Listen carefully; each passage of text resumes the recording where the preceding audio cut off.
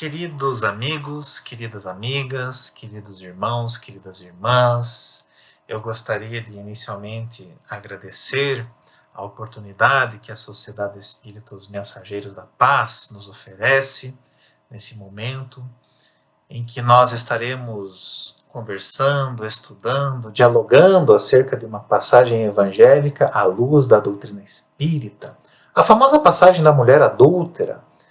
Muito mais do que nos atentarmos à passagem em si, nós vamos estudar hoje os detalhes, o contexto, as nuances, alguns detalhes que passam despercebidos aos nossos olhos.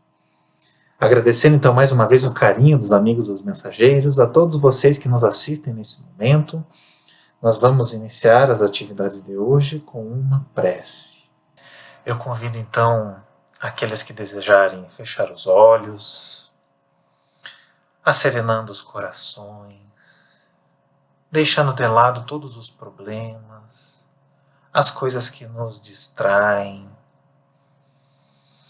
inspirando e expirando, soltando aos poucos o ar dos pulmões, buscando uma sintonia com os amigos espirituais que certamente estão aqui ao nosso redor. Esses amigos tão queridos que protegem a nossa casa, o nosso lar, protegem a nossa família, que cooperam com Jesus nas atividades do nosso planeta.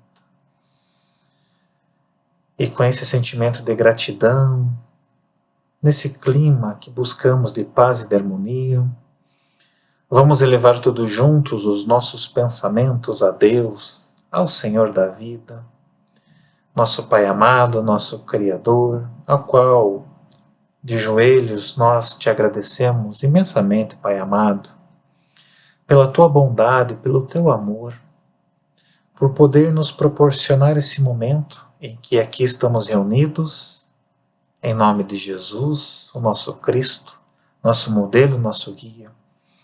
Obrigado, Mestre amado, por estar conosco aqui, nesse momento, em que dois ou mais estão reunidos em teu nome. Muito obrigado, Mestre amado, pela tua presença, que nós possamos, nesse momento, estudar um pouco mais acerca do teu Evangelho, à luz desta doutrina que tanto consola os corações, a nossa amada doutrina espírita. Mestre amado, Rabi da Galileia, obrigado pelo teu amor, pelo teu zelo, pela condução desse planeta. Se é conosco, amigo querido, hoje e sempre. Muito obrigado e que assim seja. Meus amigos, conforme dito anteriormente, nesse momento, a atividade de hoje, nós iremos discorrer acerca da passagem da mulher adúltera, uma passagem bastante conhecida. Mas mais do que explorar a passagem em si, nós vamos tentar trazer algumas questões diferentes, algo que passa despercebido aos nossos olhos. O que nós podemos extrair do contexto da passagem da mulher adúltera? Em que situação essa passagem ocorre? Será que Jesus perdoou a mulher? Onde está o marido da mulher? Onde está o adúltero, que também estava ali no ato da adulteração? Qual era a real intenção dos fariseus ao fazerem esta acusação? Para que nós possamos tirar o maior proveito, então, nós vamos seguir uma recomendação de Allan Kardec, que, no terceiro livro da Codificação Espírita, no Evangelho segundo o Espiritismo, na introdução, no item 3, intitulado Notícias Históricas, o codificador nos diz o seguinte: para bem se compreenderem algumas passagens dos Evangelhos, necessário se faz conhecer o valor das muitas palavras nelas frequentemente empregadas e que caracterizam o estado dos costumes e da sociedade judia naquela época. Então, para que nós possamos extrair o máximo desta passagem, nós precisamos entender o contexto no qual ela está inserida. Iniciemos lendo a passagem em si. E, para isso, então, eu vou recorrer à tradução de Haroldo Dutra Dias. Para aqueles que não conhecem Haroldo Dutra Dias, posso dizer brevemente que é um trabalhador espírita notável, respeitado, fez uma tradução do Novo Testamento diretamente do grego para o português, doou os direitos autorais para a Federação Espírita Brasileira, e só isso já é digno do nosso reconhecimento, do nosso agradecimento a esse querido amigo. No Evangelho de João, capítulo 8, versículo 1, o texto nos diz assim: Jesus, porém, vai para o Monte das Oliveiras. De madrugada, ele foi novamente para o templo. Todo o povo vinha até ele e, após sentar-se, os ensinava. Os escribas e fariseus conduzem uma mulher apanhada em adultério e colocam de pé no meio. Dizem a ele: Mestre, esta mulher foi apanhada em flagrante adulterando. Na lei, nos ordenou Moisés serem apedrejadas tais mulheres. Portanto, que dizes tu? Diziam isto testando-o, para terem do que o acusar. Jesus, porém, curvando-se para baixo, escrevia na terra com o dedo. Mas, como continuavam a interrogá-lo, descurvou-se e lhes disse: Quem dentre vós estiver sem pecado, atire sobre ela a primeira pedra. E, inclinando-se, novamente escrevia na terra. Os que tinham ouvido saíam um por um, começando pelos mais velhos. E ele foi deixado sozinho, e a mulher estava no meio. Desencurvando-se, Jesus disse a ela: Mulher, onde estão? Ninguém te condenou? Disse ela: Ninguém, Senhor. Disse Jesus: Nem eu te condeno. Vai, e a partir de agora não peques mais. Esta é a nossa passagem, que quando nós olhamos muito rapidamente sobre ela, nós não pegamos alguns detalhes, talvez por desconhecer o contexto em que esta passagem está inserida. É importante ressaltar o seguinte: esta passagem, ela ocorre no 8º dia após uma sequência de 7 dias, onde o povo judeu, o povo hebreu, estava comemorando a festa dos tabernáculos. Hoje em dia, é um costume nosso, da cultura ocidental, não valorizar muito a nossa história, os nossos costumes. Recentemente nós tivemos a Páscoa. Hoje o sentido da Páscoa, com raras exceções, passam despercebidos. O Natal, quantas vezes nós nos esquecemos de lembrar o nascimento de Jesus e nos prendemos mais aos vícios da matéria, aos presentes, ao dinheiro, à riqueza, enfim. Mas o povo hebreu, até nos dias de hoje, eles costumam celebrar os acontecimentos passados. E aqui nós poderíamos resumir sobre a questão do povo hebreu que, quando estava escravo no Egito, vem o sacrifício do cordeiro, que com o seu sangue as portas são pintadas, um cordeiro sacrificado, as portas são pintadas e aquela maldição, aquela praga onde todos os primogênitos seriam assassinados, eis que o assassino olharia para esta marca e pularia aquela porta, não sacrificando, não assassinando os primogênitos, ou o bebê menino que habitasse aquela casa. Esta passagem, Pessah, chama-se Páscoa.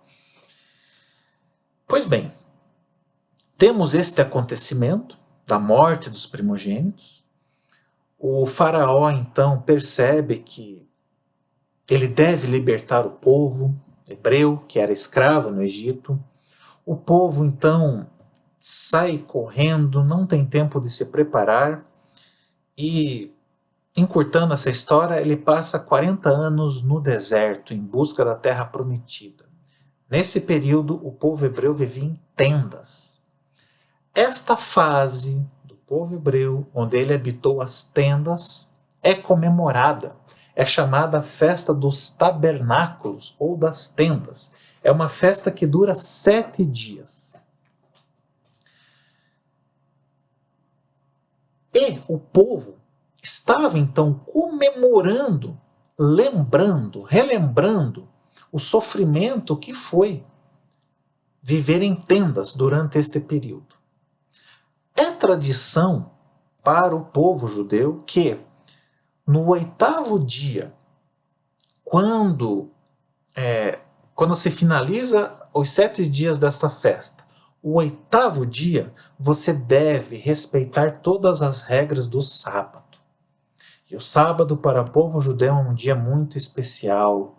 É um dia onde você se recolhe, onde você não pode trabalhar, você não pode deixar marcas perpétuas. Por exemplo, colocar tinta num papiro é proibido, porque isso deixa marcas permanentes. Agora, se você escrever na areia com o dedo, aí é permitido. Porque o vento logo depois vai apagar o que está escrito na areia. E aí já temos uma primeira dica, uma primeira nuance desta passagem da mulher adúltera. No 8º dia após a comemoração, a celebração da festa dos tabernáculos, nesse 8º dia nós devemos respeitá-lo como um sábado. Nesse dia é permitido que se escreva na areia. Não obstante este contexto em que a passagem da mulher adúltera se dá após esta celebração da festa dos tabernáculos, Jesus tinha dito algumas coisas que incomodaram profundamente os fariseus. O que Jesus disse que está relatado no Evangelho de João, no capítulo 7, versículo 38, Jesus diz assim: se alguém tem sede, venha até mim e beba. Quem crê em mim, como disse a Escritura, fluirão do seu ventre rios de água viva. E isso incomodou muito os fariseus. Por quê? Não apenas esta passagem, mas outras incomodavam profundamente os fariseus quando Jesus dizia: eu sou o pão da vida, eu sou a luz do mundo, eu sou a porta das ovelhas, eu sou o bom pastor, eu sou a ressurreição e a vida, eu sou o caminho, a verdade e a vida, eu sou a videira verdadeira. Estes 7 eu sou que Jesus disse incomodava profundamente os judeus, os fariseus, porque era como se Jesus estivesse se colocando numa comunhão profunda com Deus. Aos olhos dos fariseus era como se Jesus fosse Deus, e isso incomodava eles profundamente. Tanto que no processo de crucificação de Jesus, um dos motivos que eles alegaram foi esse desrespeito com a divindade. Onde que já se viu que audácia é essa? Jesus Cristo se relacionar com Deus de uma forma tão íntima.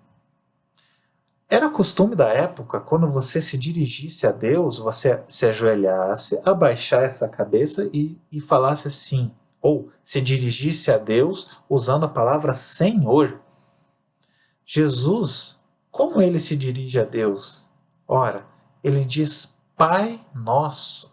Que ousadia esta intimidade com Deus, chamá-lo de Pai, e mais, chamá-lo de Nosso, significando que todos somos irmãos. Feito essa contextualização, onde então, na passagem da mulher adúltera, nós estamos após a festa dos tabernáculos. Os fariseus estão incomodados com Jesus pelos seus ensinamentos, pelas suas declarações. A cidade, Jerusalém, está repleta de pessoas. A cidade está cheia, porque era uma festa. As pessoas peregrinavam de onde estivessem até Jerusalém. A cidade estava cheia de soldados romanos. Porque os soldados romanos estavam ali para controlar as pessoas, para que elas não se rebelassem, para que não tivesse uma violência, para que não tivesse nenhum motim, nenhuma guerra. Então, esse é o contexto, este é o cenário onde a passagem da mulher adúltera está inserido. Pois bem, nesse clima de tensão, nessa tentativa de prender Jesus, os fariseus estão ali bolando estratégias. Então, neste 8º dia, Jesus vai até o templo e começa a ensinar. Lembrando que a cidade está cheia, tem muitas pessoas, tem muitos soldados romanos fazendo ali a guarda da cidade, a guarda das pessoas. Então, eis que, no meio dos ensinamentos de Jesus, os fariseus interrompem Jesus. Eles trazem uma mulher. Eles trazem essa mulher até o meio ali de onde Jesus estava e dizem, para Jesus: Mestre, essa mulher foi pega em adultério. A lei diz para apedrejá-la. E tu o que dizes? Ora, aqui nós temos também outra nuance. Dias antes, os fariseus estavam amaldiçoando a população que não conhecia a lei. E é curioso observar que os fariseus, nesta atitude de levar a mulher, apenas a mulher, em público, estão desrespeitando a lei também. Porque a lei diz que não apenas a mulher deveria ser apedrejada, mas o homem também. É claro que nos dias de hoje isso parece um absurdo. Você apedrejar alguém porque cometeu adultério parece uma barbárie. Mas naquela época era algo muito comum. Então os fariseus trazem a mulher adúltera e resolvem testar Jesus. Por que é um teste? Ou muito mais do que um teste? É uma armadilha. E aqui está os detalhes que enriquecem esta passagem e nos mostram a sabedoria, a inteligência, a paciência e principalmente a indulgência de Jesus. Vamos pensar o seguinte. Jesus está no meio das pessoas, ensinando, e os fariseus estão tentando testá-lo. Uma armadilha, eles querem tentá-lo para que ele fosse preso. Fazem uma pergunta: Jesus, a lei diz que esta mulher deve ser apedrejada, e você o que diz? Vamos pensar. Se Jesus diz assim: se está escrito na lei, então vamos apedrejá-la. Já que eu não vim para destruir a lei, já que eu vim para dar cumprimento à lei. Jesus diz, eu vim para dar cumprimento e sequência à lei de Moisés, então, se está na lei, vamos apedrejá-la. Ora, se Jesus dissesse isso naquele momento, ele seria preso. E sabem por quê? Porque os romanos proibiam que os judeus aplicassem a pena de morte por apedrejamento. Era proibido. Então, se Jesus decretasse apedrejem a mulher, ele seria preso nessa mesma hora. É claro que os romanos faziam vistas grossas, às vezes. Afinal de contas, Estevão foi apedrejado. Então, quando convinha, os soldados romanos faziam vista grossa. Agora, num dia de festa, ou num sábado, após uma festa, onde a cidade estava cheia, este apedrejamento em público, com tantas pessoas, não era permitido. Eles faziam uma fiscalização mais severa e mais rígida. Então, se Jesus diz apedrejem a mulher, com certeza ele seria preso.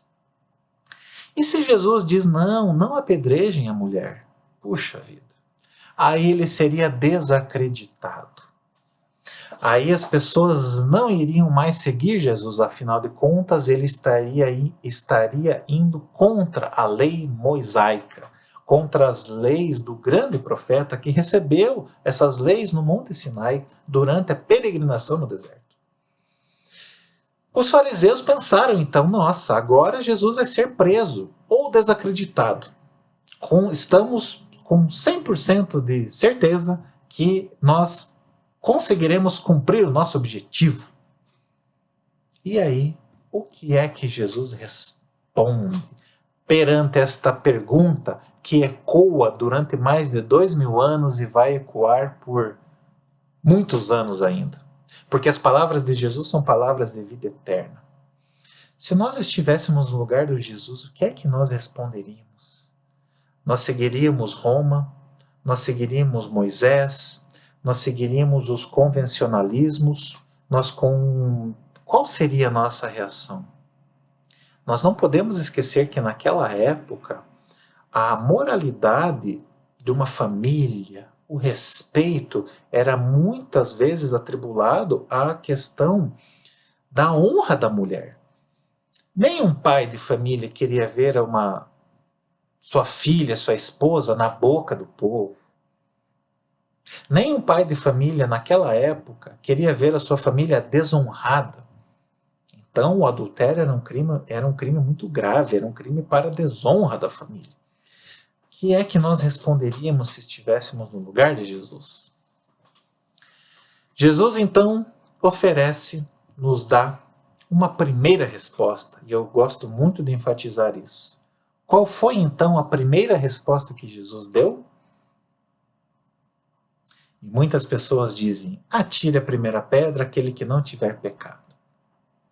Mas essa não foi a primeira resposta. A primeira resposta de Jesus foi o silêncio.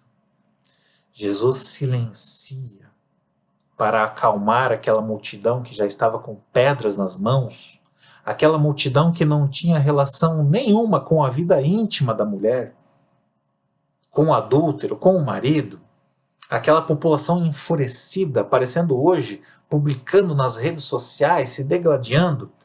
Jesus faz o quê? Jesus responde com o textão. Jesus cria polêmica. Jesus causa confusão. Jesus responde com ódio. Não. Ele silencia. E eis que ele se abaixa, então, e escreve na areia. Ora, nós já aprendemos que escrever na areia é permitido.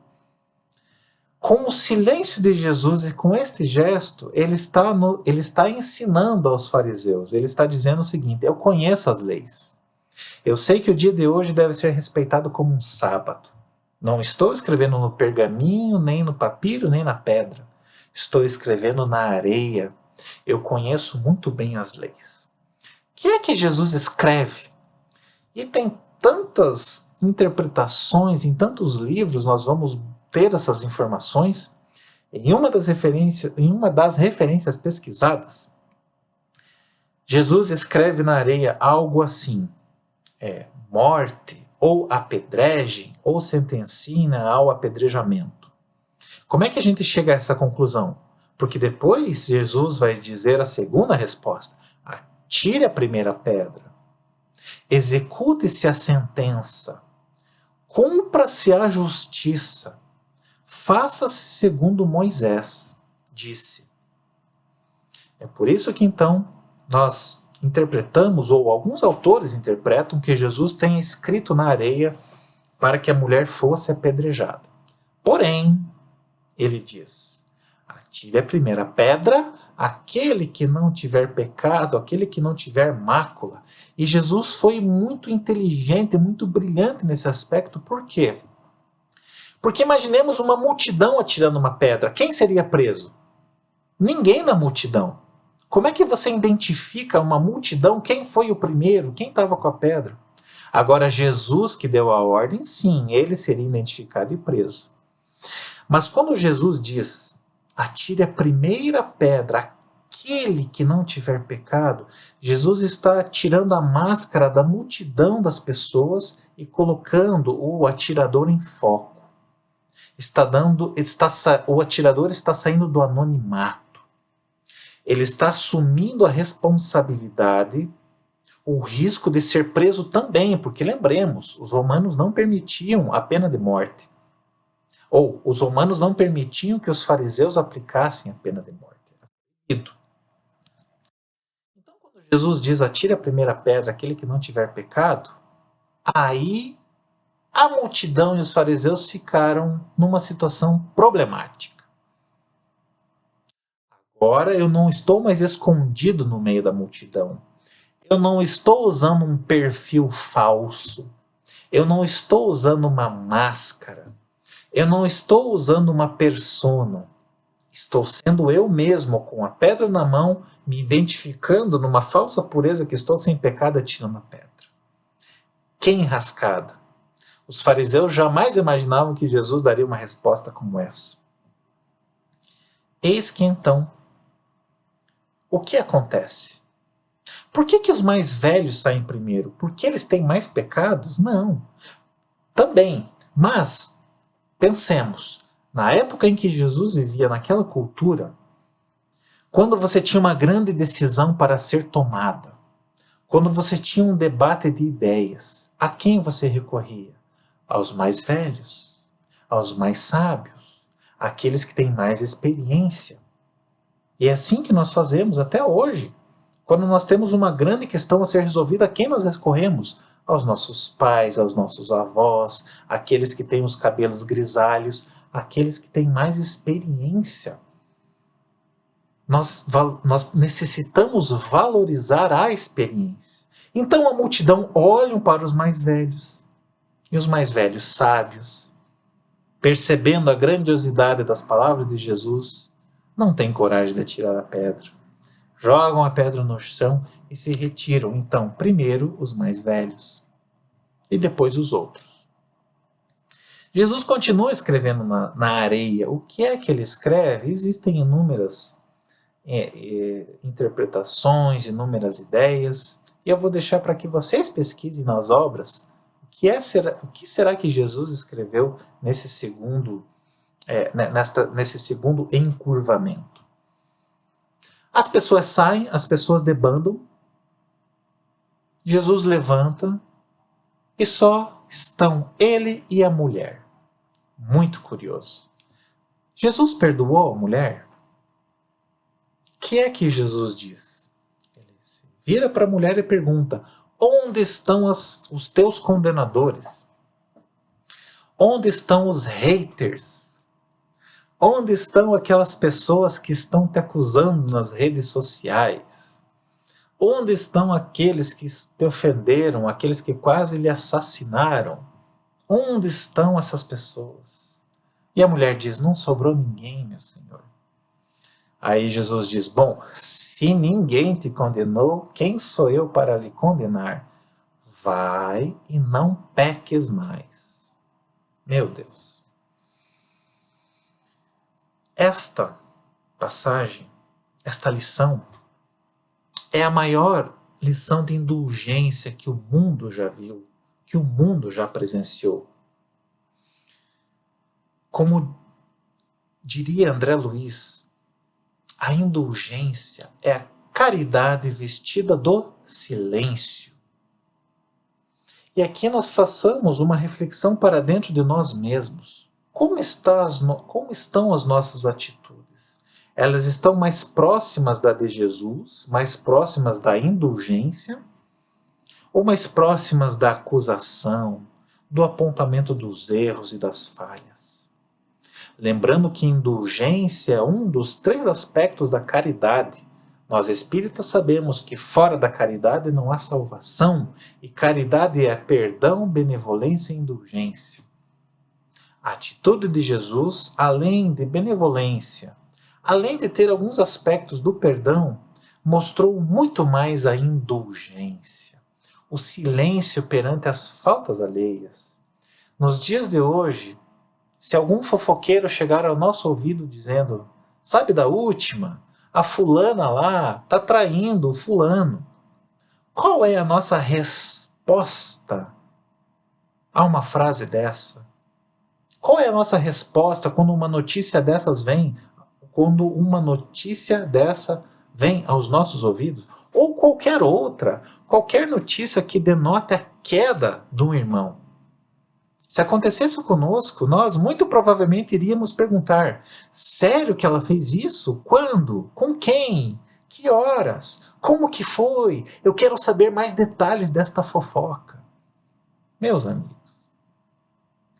se Jesus, que é modelo e guia, não quis adentrar na intimidade da mulher, do casal, do contexto. Quem somos nós para repassar fofocas nos grupos do WhatsApp? Espalharmos a maledicência, a fofoca nas redes sociais? É claro que é fácil falar e difícil fazer, mas essa lição ela encerra todo este contexto da indulgência. A indulgência ela torna as pessoas mais leves. A indulgência atrai as pessoas. O rigor, a agressividade afasta. E isso está lá no Evangelho segundo o Espiritismo. O rigor ele afasta, a indulgência atrai. Mas essa lição da mulher adúltera não para por aí. Vamos ver outras nuances desta passagem. Na passagem da mulher adúltera, quando nós olhamos para o texto na Bíblia, Jesus diz, vai e não peques mais, e encerra por aí. Mas fica a pergunta de quem tem a fé raciocinada. E o marido? O que será que aconteceu com o marido? O que será que aconteceu com o adúltero? O que será que aconteceu com a mulher após essa passagem? Como ficou o destino desses personagens? Será que o destino desses personagens nos trazem outras lições? E é aqui, meus amigos, que a doutrina espírita nos enriquece. É através desses livros maravilhosos, psicografados por médiuns abnegados, que nós temos acesso, que nós podemos nos apropriar deste conteúdo fantástico, desse conteúdo maravilhoso que amplia as lições da mulher adúltera. E aqui eu vou deixar então algumas dicas de pesquisa, como é que nós podemos pesquisar então este cabedal de ensinamentos sobre a passagem da mulher adúltera. E eu trago então, neste momento, uma obra extraordinária, que é do nosso querido amigo, já desencarnado, Henrique Baldovino, esta obra chamada Pérolas da Série Evangélica Amélia Rodrigues. Pena que o tempo não nos permite dizer quem é Amélia Rodrigues, mas pesquisem, analisem, busquem e se maravilhem com este espírito de escola que faz parte da equipe de Joana de Ângeles no trabalho abnegado em prol de tantos necessitados como nós. Nessa extraordinária obra, nós vamos procurar então, lá no finalzinho, as passagens ou a palavra ou o conjunto de palavras mulher adúltera. Lembrando que esta obra são em 2 volumes. Mulher adúltera começa com M, então nós vamos no volume 2. Nós vamos aqui buscar mulher adúltera e nós vamos perceber que o Henrique Baldovino está nos dizendo para procurarmos adultério. Então, nós voltamos ao volume 1 e vamos procurar adultério. E olhem que interessante. Aqui nós temos todos os livros de Amélia Rodrigues que vão nos enriquecer essas lições. Vocês acham que essa passagem fica só no texto da Bíblia? Não. Nós vamos descobrir o que é que aconteceu com a mulher, com o adúltero, com o marido, em vários livros. Tais como Luz do Mundo, no capítulo 13. Você não precisa comprar esta enciclopédia aqui, né? Estou dando, aqueles que estiverem anotando, anotem. Quem não tiver caneta e lápis, pausa o vídeo, volta. Vou passar para vocês as referências de livros. Luz do Mundo, capítulo 13. Quando Vier a Primavera, capítulo 13 também. Não sei se foi coincidência ou não da Amélia Rodrigues. Há Flores no Caminho, capítulo 8. Trigo de Deus, capítulo 13.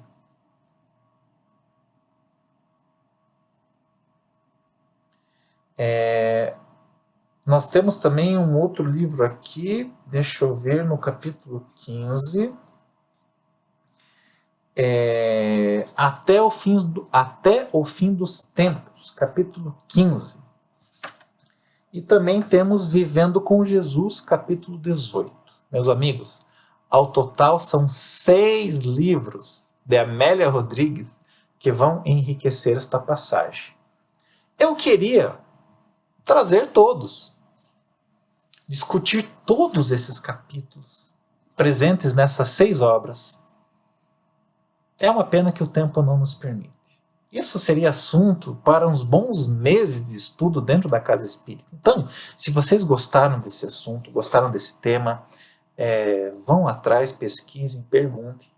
Mas, para não dizer que não trouxe nada, eu vou trazer uma passagem desse livro, Pelos Caminhos de Jesus, que não vai contar exatamente o que aconteceu com o marido, com o adúltero, mas vai contar o que é que aconteceu com a mulher adúltera após esta passagem. Como que vocês acham que a mulher adúltera estava se sentindo? Por que ela fez isso? Por que ela cometeu adultério? Por que ela deslizou? Por que ela tombou? E mais, imagine, você é levada para uma praça pública, numa sociedade machista, preconceituosa, onde a mulher não tem vez. Ela foi quase morta por apedrejamento. O que essa mulher está sentindo? Será que Jesus tem um remédio para ela? Será que Jesus tem um remédio para todos aqueles que erram? Será que Jesus tem um remédio para todos aqueles que tombam? Com certeza tem. Jesus é modelo e guia. Jesus é o Espírito mais perfeito que Deus nos oferece. Então, com certeza ele tem palavras para aliviar as nossas dores. Então, nesse livro, chamado Pelos Caminhos de Jesus, no capítulo 15, intitulado Encontro de Reparação,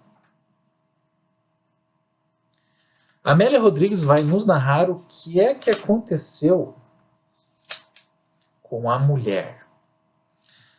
Passado o tumulto, a confusão, aquele clima de agressividade, de selvageria, de brutalidade, muito parecido com o que nós encontramos hoje no dia a dia, com as pessoas tão irritadas, nervosas, em função de tantas coisas, em função dos tempos que são chegados, os tempos de transição. A mulher vai conversar com Jesus. Ela vai pedir uma palavra com ele. A mulher vai pedir uma reunião com Jesus. E Jesus, claro, aceita.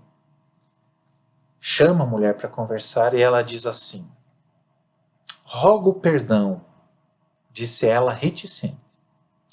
Rogo perdão por vir perturbar-vos a paz. Olha só.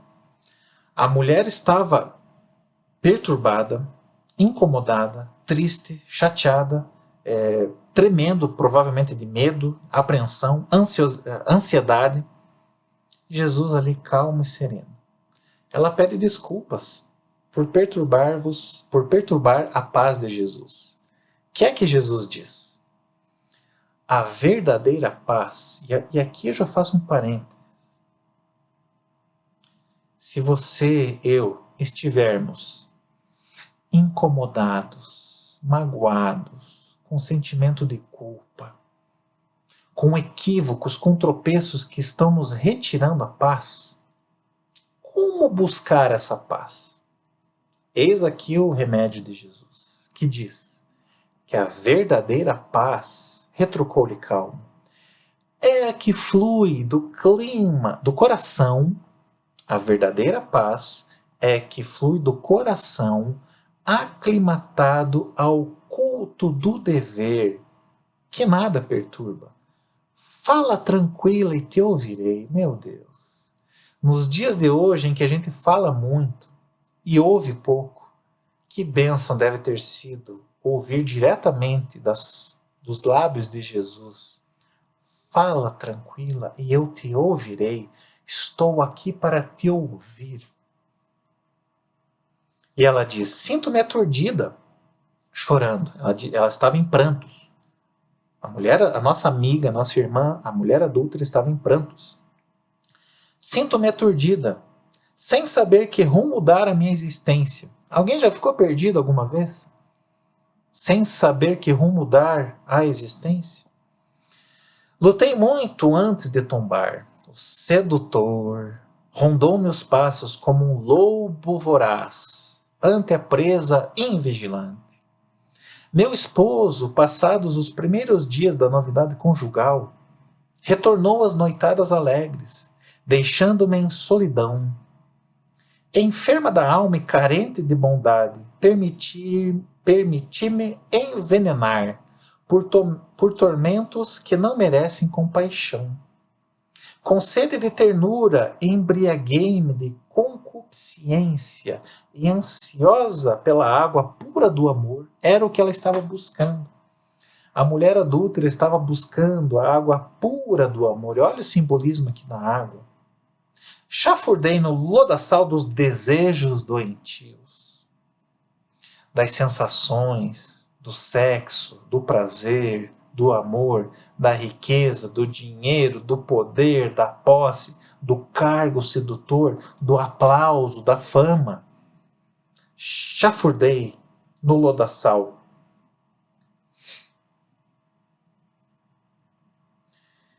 Enferma da alma e carente de bondade, permitir-me então envenenar-me por esses tormentos que não merecem compaixão. O resultado foi a tragédia.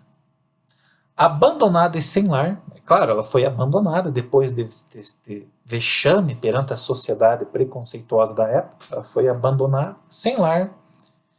Agora padeço e desprezo, agora padeço o desprezo e a zombaria geral.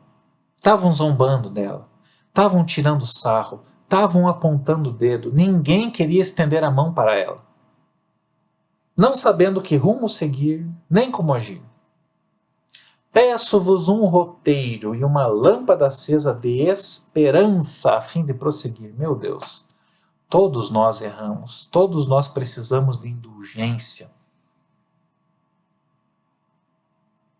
Quantos de nós não precisamos muitas vezes de um roteiro seguro para nos livrarmos desta zombaria dos outros que nos chacotam, que nos zombam, que não gostam da gente, que não concordam com as nossas atitudes, muitas vezes corretas. Quantos aqui já passaram por situações humilhantes por não ceder a um suborno, por não comprar coisas piratas?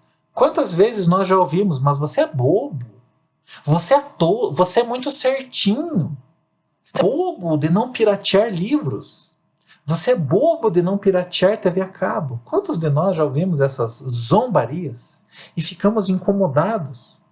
Pedimos então a Jesus um roteiro. Como reencontrar a paz? Jesus então penetrou naquela alma ansiosa e sofrida, assim como todos nós somos, ansiosos e sofredores. E aqui vem então o roteiro.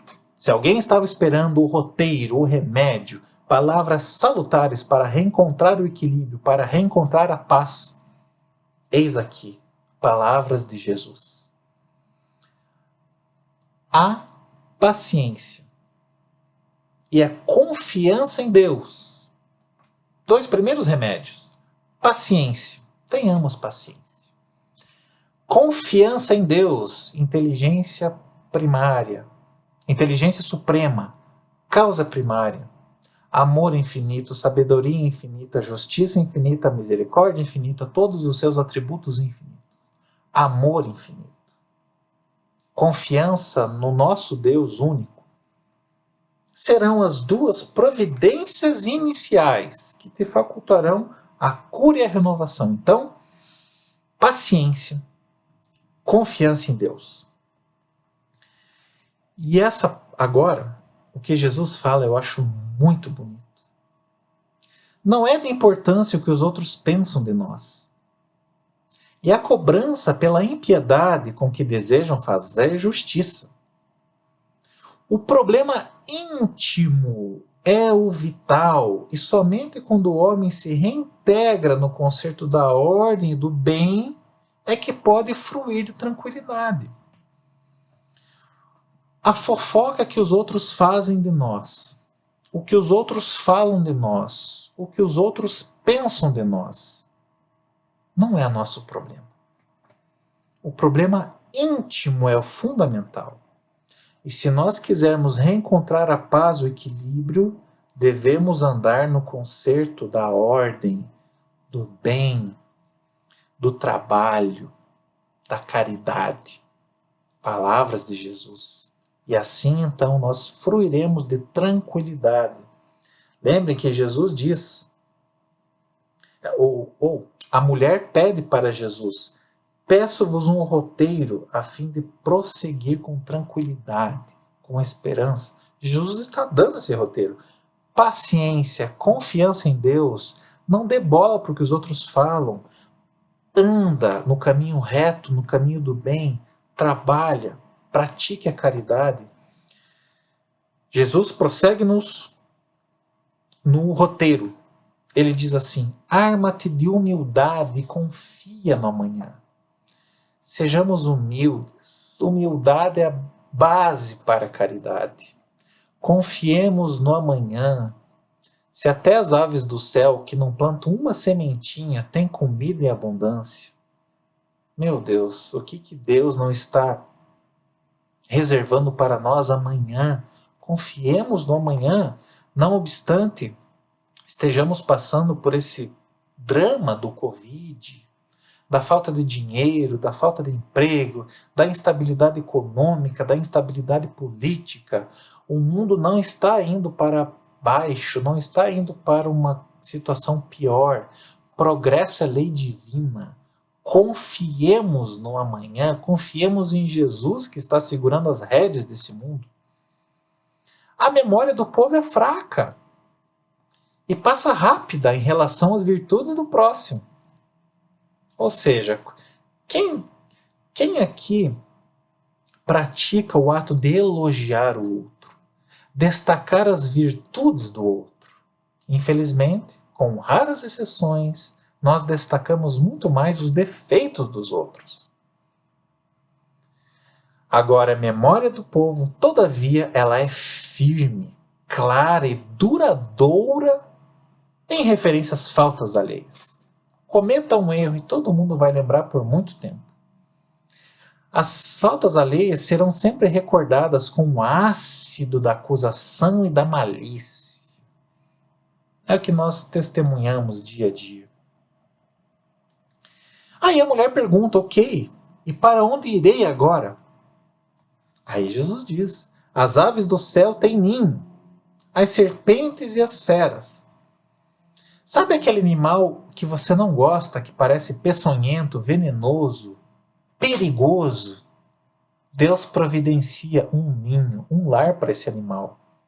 As aves do céu têm ninho, as serpentes e feras, os seus covis, mas o filho do homem não tem onde agasalhar, vivendo sob a abóbada estrelada e avançando na direção do infinito. A humildade de Jesus, que não tinha um travesseiro para descansar a sua cabeça.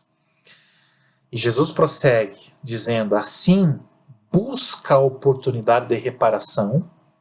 Jesus não se coadunou com o erro da mulher adúltera, ele diz, busca a reparação, adapte a tua situação atual, não tem o que fazer, o passado está feito, ninguém pode voltar atrás e fazer um novo começo, mas todo mundo pode começar agora e fazer um novo futuro.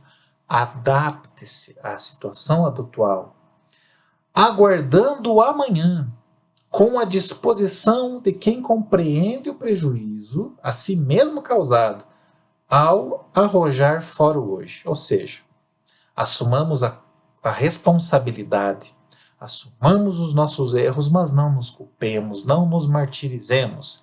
Deixamos de lado a opinião dos outros, levantemos a cabeça e sigamos no caminho reto, no caminho da conduta do bem. A negligência do esposo ingrato e leviano não constitui respaldo para que assumisse compromisso infeliz semelhante. Todos nesse processo são doentes. A mulher, o adúltero, o marido. Jesus diz que a vida é feita de permutas que facilitam a felicidade para todos, sem cujo concurso faz-se mais difícil. Segue, porém, renovada pela certeza do triunfo, porquanto todo aquele que se levanta da queda encontra apoio na fé e na luta para afirmar-se. Meus amigos, se alguém aqui está chateado, triste, tombou, está sem dinheiro, sem emprego, sem trabalho, com problemas familiares, se alguém está aqui no chão, igual a nossa mulher adúltera, encontremos apoio na fé raciocinada, na luta, no trabalho, na caridade, para que nós possamos nos firmar. A mulher, então, renovada, animada, pede para seguir Jesus. E o que Jesus diz a ela? Jesus diz assim: filha, vai, não me segue por hora, mas isso não significa que eu não estarei com você. Vai e não sofras mais. Aqueles que se arrependem,